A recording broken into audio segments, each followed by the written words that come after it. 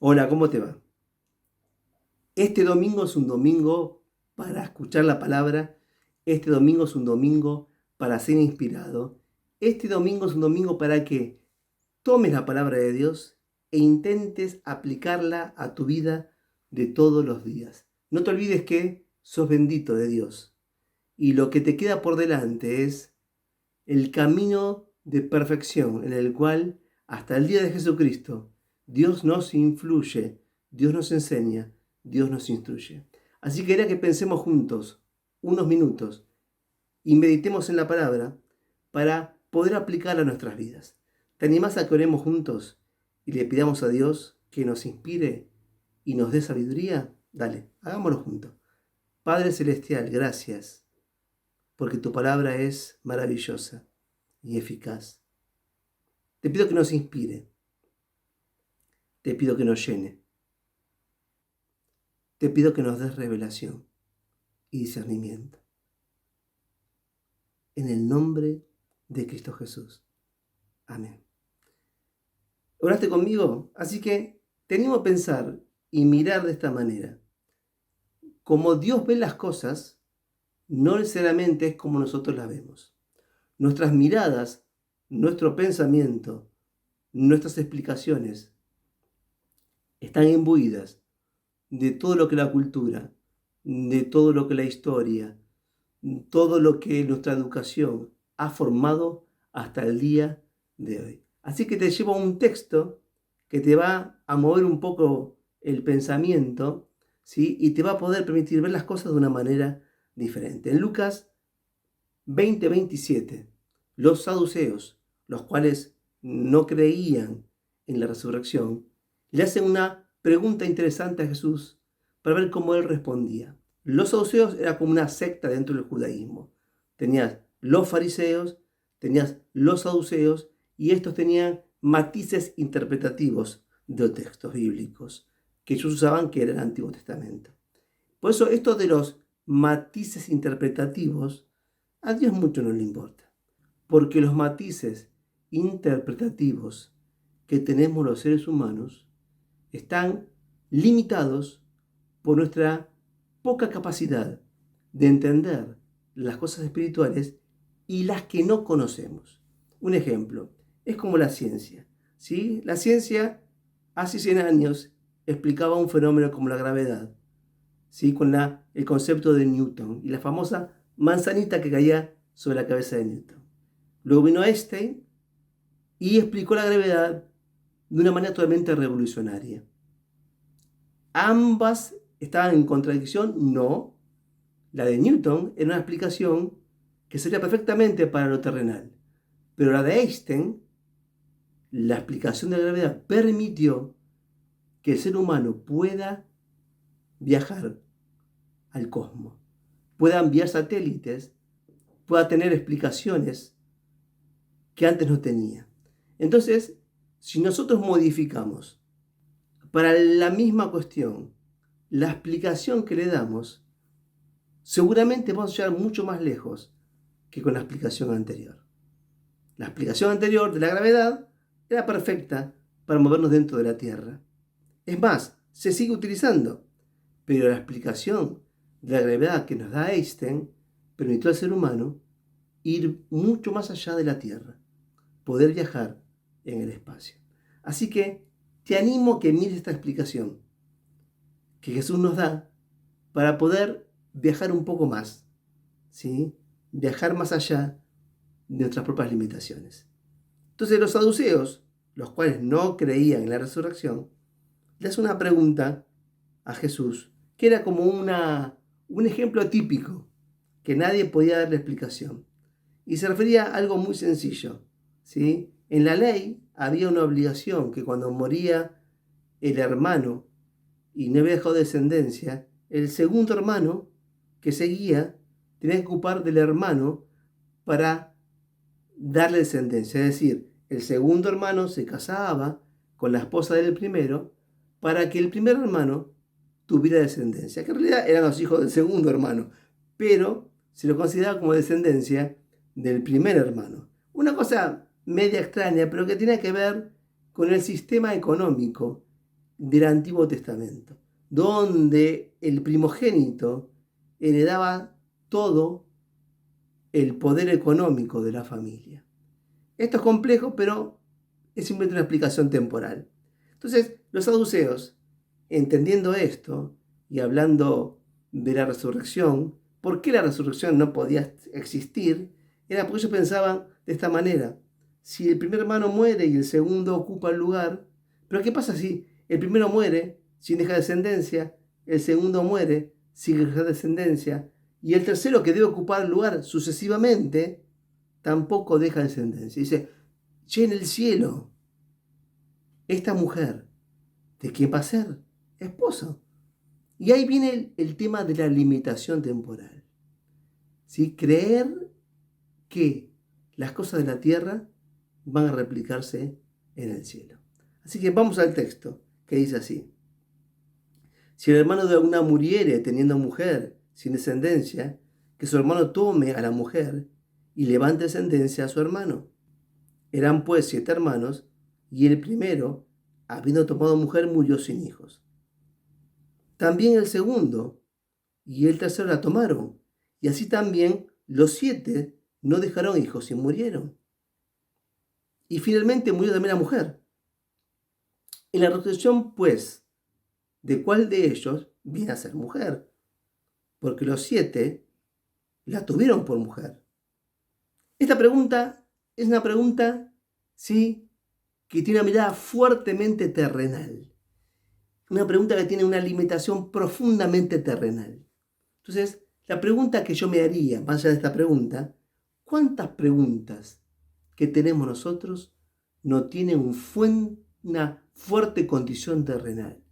Una fuerte limitación cultural, ¿sí? Una mirada mezquina de nuestra propia humanidad.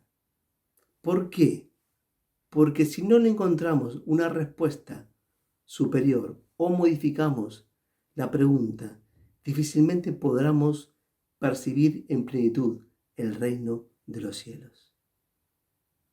¿Qué dice la palabra? Venga tu reino, hágase tu voluntad. Si el reino tiene que venir, los principios y la justicia del reino tienen que predominar, ¿sí?, sobre nosotros. Bueno, esta familia, que era una familia atípica, no tiene que ver con las familias atípicas de nuestro tiempo, pero también las familias atípicas de nuestro tiempo ameritan que nuestras preguntas y nuestro grado de sabiduría para administrar y ayudar a aquellos que se encuentran bajo los principios de este mundo tenga una respuesta que viene de lo alto, una respuesta que viene de Dios. Así que vamos a escuchar la respuesta que da Jesús. Jesús les dijo: los hijos de este siglo se casan y son dados en casamiento, pero los que fueron tenidos por dignos de alcanzar aquel siglo y de la resurrección de entre los muertos, ni se casan ni son dados en casamiento, pues no pueden ya más morir, porque son como ángeles y son hijos de Dios al ser hijos de la resurrección. Bueno, ¿qué dice el texto? Jesús le dice: mira, vos querés aplicar una regla plenamente terrenal a algo que viene después, a algo, digamos, pongamos el nombre espiritual, o la resurrección, ¿sí? O la Nueva Jerusalén. Bueno, lo que viene. Entonces le dice: mira, este sistema en el cual ustedes se casan, se dan casamiento, no va a funcionar más en el cielo. Por eso tu pregunta está equivocada.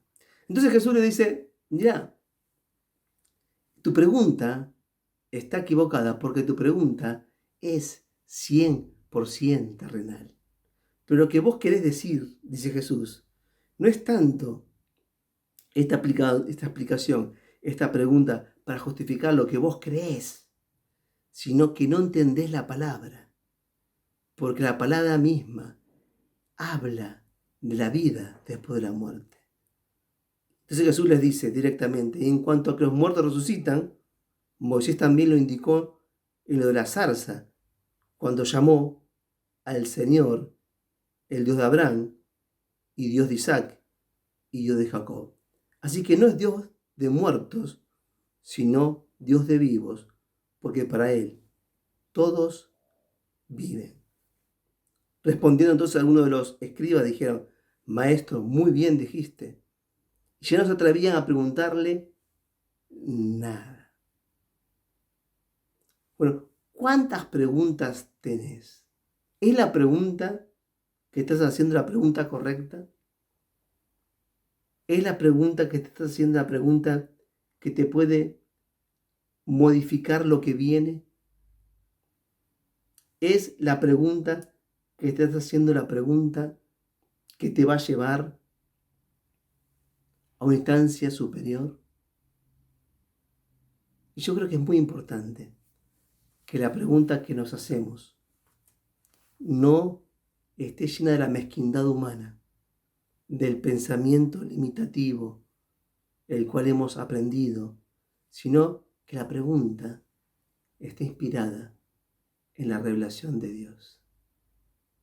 Y cuando uno ve la palabra, uno puede ver a los saduceos haciendo un tipo de pregunta y puede ver a los fariseos haciéndote otro tipo de pregunta y puede ver a los escribas haciendo otro tipo de pregunta. Pero tal vez esto signifique que cuando la pregunta de cual yo me hago se basa únicamente en la raciocinio humano, en la inteligencia humana, esa pregunta va a llevarnos a una respuesta equivocada. Pero cuando la pregunta viene del Espíritu, me lleva a escudriñar, me lleva a aprender y me lleva a crecer. ¿Cuántas preguntas ha despertado este tiempo que nos toca vivir? Este tiempo de la pandemia, este tiempo de un mundo convulsionado, este tiempo en el cual tenemos una Argentina convulsionada. Yo te invito a que dejes de mirar con las preguntas humanas. ¿Qué es una pregunta humana? Bueno, una pregunta humana puede ser cuando uno mira la televisión y está pensando: ¿me alcanzará? ¿Me va a ir peor el año que viene que este año? Bueno, esas preguntas son preguntas terrenales. Vos fíjate una cosa, si vos te preguntas lo mismo que se pregunta cualquier hijo de vecino, una expresión simbólica, quiere decir que mi pregunta no tiene inspiración de Dios.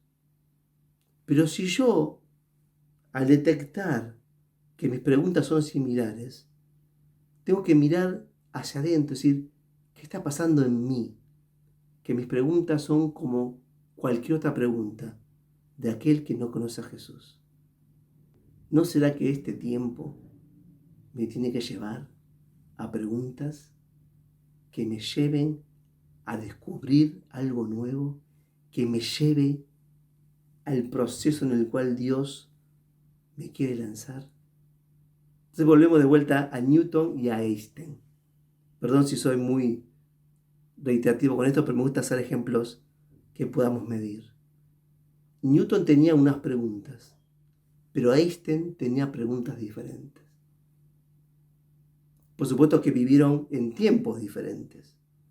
Entonces, si yo me hago preguntas que corresponden al siglo pasado, difícilmente pueda irme o proyectarme al siglo que viene. Como Einstein en su siglo tenía preguntas, le llevaron esas preguntas bajo el mismo fenómeno físico, la gravedad, a obtener respuestas diferentes.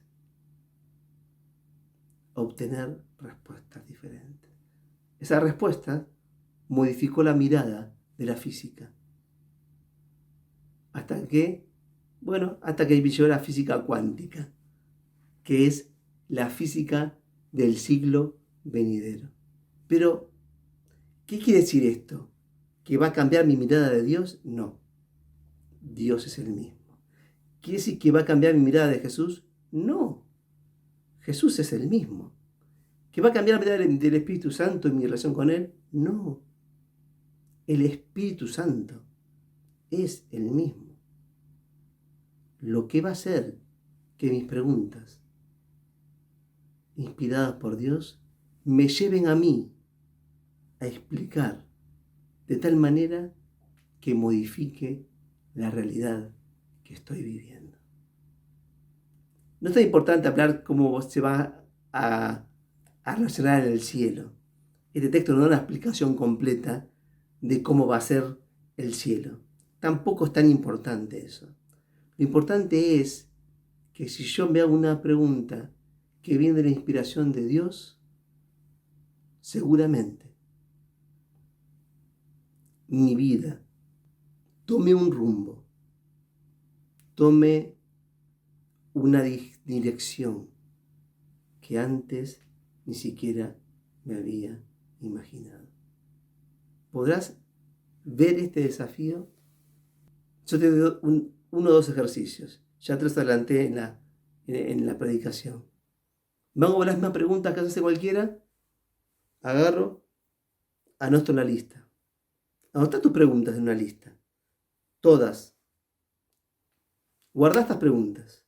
Entonces observa a los que no conocen a Jesús. Un vecino, una panadera, el chofer del colectivo, alguien con quien me encuentro y charlo. ¿Tengo las mismas preguntas que ellos?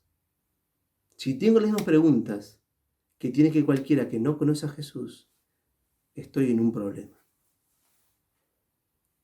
¿Por qué? Porque no puedo bendecir a aquel que no conoce a Jesús. Y si me doy cuenta de esto, le pido a Dios, primeramente, que mi vida no esté centrada en los vaivenes y en los mover de la tierra y en los principios que gobiernan la tierra. Mi vida esté centrada en el reino de los cielos. Y cuando yo centro esto y le pido a Dios que me dé inspiración, las preguntas que voy a tener, seguramente, si comparto esa pregunta con aquel vecino, esa pregunta que le haga, lo lleve a él a una bendición, lo lleve a él a encontrarse con Jesús. ¿Qué preguntas tendrá la iglesia en el mundo hoy? Bueno, no tengo mucha idea, pero lo que he visto en el poquito tiempo que he visto, las preguntas no nos llevan al siglo que viene, nos estancan en el siglo pasado. La pregunta de este tiempo es, ¿no será esta pandemia una oportunidad para que la iglesia sea transformada?